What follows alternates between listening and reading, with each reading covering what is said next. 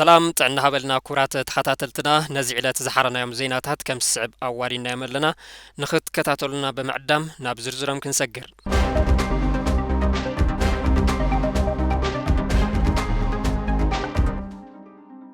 حوحات مردا خجبر انت زي كيلو سلطان بلصقنا خحزي خيل يخولو بريزيدنت غيزاو ممحدار تግራይ አይተ ጌታቸው ረዳ ተዛሪቦም አይተ ጌታቸው ረዳ ማሊ ንጋዜጠኛታት አብዝሃው መግለጺ ብርክ ዝበሉ ጉዳያት ዘልዕሉ ኮይኖም ካብአቶም ሓደ ስልጣን ጊዜያው መምሕዳር ዝምልከት እዩ ፕሬዝዳንት ጊዜያው መምሕዳር ትግራይ አይተ ጌታቸው ረዳ መሪሕነት ህወሓት ዘጋጥሞ ፖለቲካዊ ጸግማት ብምርዳእ ፈቲሑ ንኽቀርብ መንግስት ፌደራል ከም ዘጠንቀቐ ተዛሪቦም ኣብ ክልተ ተገሚዑ ዝርከብ ህወሓት ዝመርሑ አካላት ኣብ ልዕሊ መምሕዳር ወረዳታት زباتاتن اتي غيزاو ممحدار علوا منغستي مفصام قصيلم لولو كلو دما خسيسوم دهرتي اب تግራይ استخايده كوينات حقاو سوننتو كملسلو كحت صنح حوحات اب هاغراو بورن مصا داغم نخمزغب استوهاو وسانه بمنصاق حافشاو غباي دحر مكيادو امونغول علوت امرارح مغم مع تفطير خمزولو زفلطي ابو منبرتي ودب دكتور دبرصين غبر ميكائيلن بريزيدنت غيزاو ممحدار تግራይ አይተጌታቸው ረዳን ዝመርሕዎም ክልተ ጉጅለታት ከዓ ንዝሓለፉ አዋርህ ነንሕድሕዶም ክካሰሱ ጸኒሖም አይተ ጌታቸው ሙሉ ንሙሉ ስልጣን ክውሕቲኦም ዝደልዩ ዝብልዎም ለዓለወት መራሕቲ ህወሓት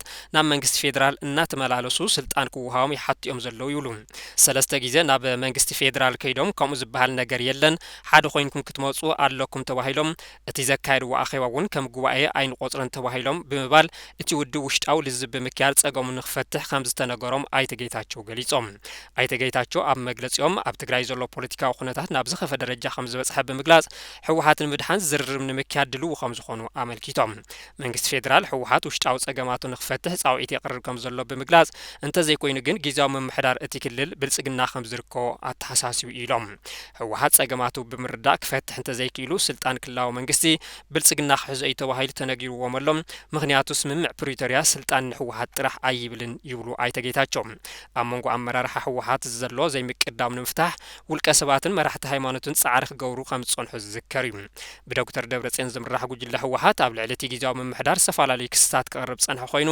ሓይልታት ጸጥታ እቲ ክልል ዘይሻራው ክኾኑ ከም ዘለዎም እቲ ጊዜያዊ መምሕዳር ጻውዒት ክቀርብ ጸኒሑ ይኹን በር እቲ ጉጅለ ሽም ሓይልታት ጸጥታ ይጽለመሎ ብምባል እዚ ድማ ሓደገኛ ይኽብሉ ኣተሓሳሲቦም እዚ ከም ዝኢሉን ከሎ ኣብ ዝሓለፉ 3 ወርሕ ልዕሊ 28 ኩንታል ወርቂ ካብ ትግራይ ናብ መንግስት ፌደራል ከም ዝኣተወ ተዛሪቦም እንተኾነ መንግስቲ ካብዚ ተዓሪፋውን ኣይረኸበን ብምባል እዚ ናብ ፌደራል ኣታዊ ዝተገበረ መጠን ወርቂ ነቲ ብዘይ ሕጋዊ መንገዲ ዝዕደንን ዝወጽን ዘሎ ሃብቲ ከም ዘይሓውስ ይገልጹ ኣብ ዝሓለፉ 3 ወርሕን ክልተ ሰሙንን ልዕሊ 28 ኩንታል ናብ ፌደራል ኣትየሎ እዚ ብኮንትራባንድ ዝወጽእ ኣይሓውስን ካብዚ ግን ሓንቲ ሳንቲም መንግስቲ ኣይረኸበን ምኽንያቱ ኣብዚ ጉዳይ ዝተዋፈረ ሰፊሕ ሓይሊ ስለ ዘሎ ይብሉ ኣብዚ ዘይሕጋዊ ምንቅስቃሳት ኣብ ውሽጢ ሓይልታት ትግራይ ዝርከቡ ውልቀ ሰባት ሓለፍቲ ጸጥታ ከምኡውን ኣብ ውሽጢ ሲቪላዊ ምምሕዳር ዝርከቡ ለዓለወት ሰመዚ ዝሳተፍሉ ምዃኑ ኣመልኪቶም ነዚ ዝከታተል ሓይሊ ዕማም ኣጣይሽና ስርሑ ንኸይሰርሕ ግን ዝተፋላለየ መስመስ ይቀርብ ኣብ ዕድናን ዘይሕጋዊ ዝውውር ሰባትን ዝጥርጠሩ ሰባት ንዓቀብቲ ሕግን ዳኛን የፋረርሑ ብምባል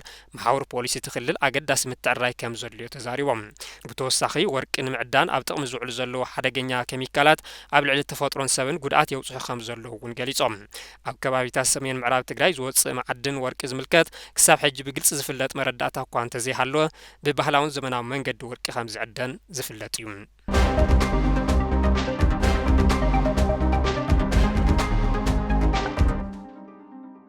ኣብ ዝኸፍአ ሓደጋ ጥምየት ንዘለዉ ልዕሊ 123 ሚልዮን ሰባት ንምቕላብ 16.9 ቢልዮን ዶላር የድልሉ መደብ ምግቢ ዓለም ብጥምየት ይሳቆይኑ ዘለዉ ልዕሊ 123 ሚልዮን ሰባት ንምቕላብ ንዝቕጽል ዓመት ፈረንጂ ጥራሕ 16.9 ቢልዮን ዶላር የድልሉ መደብ ምግቢ ዓለም ኣብ ዝተፈላለዩ ከባቢታት ዓለም ብዘለዉ ኩናትን ዘይምርግዓን ምዝባዕ ኩነታት ኣየርን ውድቀት ቁጠባ ሃገራትን ቁጽሪ ብጥምየት ዝሳቆዩ ሰባት ይውስኽ ምህላው መደብ ምግቢ ዓለም ኣፍሊጦሎም ኣብ 74 ሃገራት 343 ሚልዮን ተወሰኽቲ ሰባት ውሕስና መጎም ኣይተረጋገጸን ዝበለት ትካል ብዝሓለፈ ዓመት እንትነጻጸር ብ10 ሚእታዊ ከም ዝወሰኸ ሓቢሩ ኣብ ምዕባል ኣብ ዝርከባ ሃገራት ኣፍሪካ ጥራሕ 170 ሚልዮን ሰባት ኣብ ዝገደደ ሓደጋ ጥምየት ይርከቡ ዝበለ መደብ ምግቢ ዓለም ኣብ 2025 ኣቆጻጽራ ኣውሮፓውያን ነዚኦም ንምድሓን ፍርቂ በጀቱ ከም ዝሓቱ እዩ ዘፍለጠ ኩናት ሱዳን ጎንፂ ዲሞክራቲክ ሪፐብሊክ ኮንጎ ዞባ ሳሓልን ምስ ምዝባዕ ኩነታት ኣየር ዝፈጠሮም ሓደጋታት ተደማሚሩ እቲ ኩነታት ዝኸፈ ክኸውን ገይርዎ ዝበለት ትካል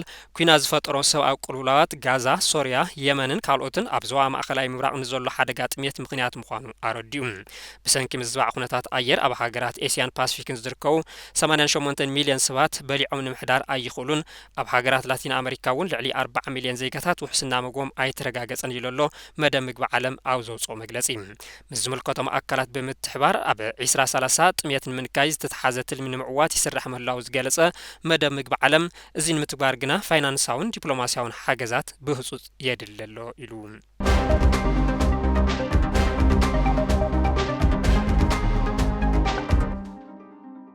ኣሜሪካ ንሕቡራት ዓረብ ኤሚሬትስ እትገብሮ መሸጣ ኣጽዋር ጠጠው ንኽተብል ኣባላት ባይቶ ኣሜሪካ ጸዊዖም።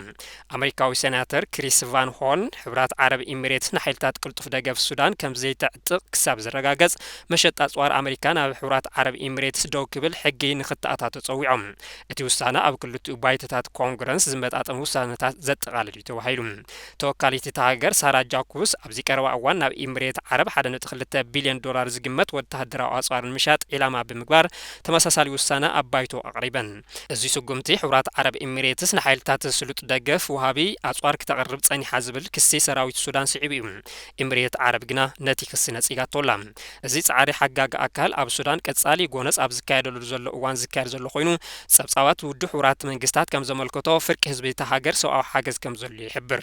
ተመሳሳሊ ውሳነታት ብታሪኽ ንፕረዚደንታዊ ቬቶ ንምምዳህ ስለ ዝተቃለሱ እቶም እማመታት ሩኢ ቡዶታት የጋጥሞም ከም ዘሎ ተሓቢሮሎም። ኤሚሬት ዓረብ ከም ቀንዲ መሻርክቲ ምክልኻል ኣሜሪካ ኮይና ክተገልግል ቀጺላ ኣላ። ንሓይልታት ኣሜሪካ ኣብ ማዓስከር ኣየር ኣልዳፍራ ብምእንጋድ ሩኢ ወተሃደራዊ ምትሕባር ስምዓት ትሕለላ። እዚ ከምዚ ኢሉ እንከሎ ዓለም ጉባኣ ብዘይ ምግባራ ሱዳን ሙሉእ ብሙሉእ ፍርስቲ ሃገር ክትከውን እያ ክብሉ እቶም ሞያ ሰብኣዊ ረድኤት ስግኣቶም ይገልጹ ኣለው።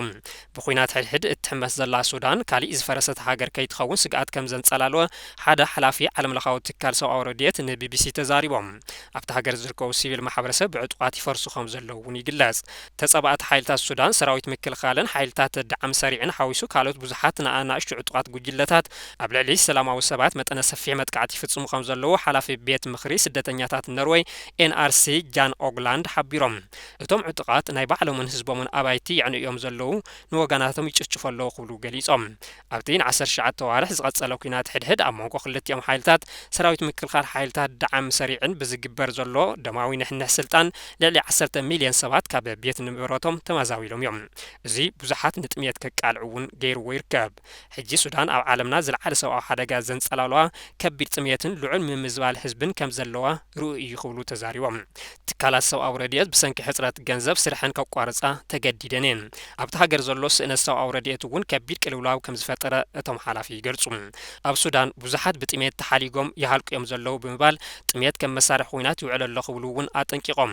ገለ ክኢላታት ውሕስነት ምግቢ ኣብ መወዳእታ እዚ ዓመት ማለት እውን 2024 ኣስታት 2.5 ሚልዮን ሰባት ብሰንኪ ጥሜት ክሞቱ ከም ዝኽእሉ ይሰግኡ። ኤግላንድ ዓለም እኹል ነገር ብዘይ ምግባራ ሱዳን ሙሉእ ብሙሉእ ትፈርሰላ ክብሉ ኣጠንቂቖም።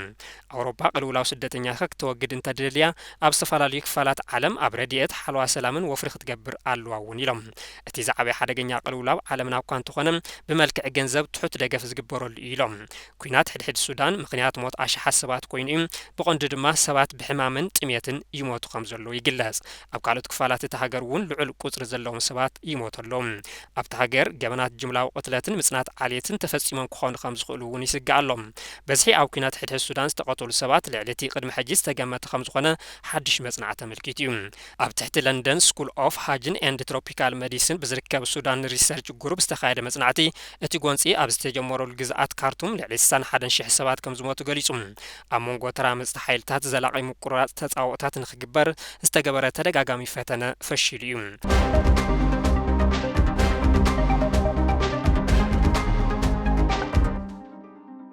ክቡራትን ክቡራንን ንሎሚ ዝሓዝናዮም ሓበሬታታት ነዚኦም ይመስሉ ነይሮም። ሰላም ደህና ሁኑ።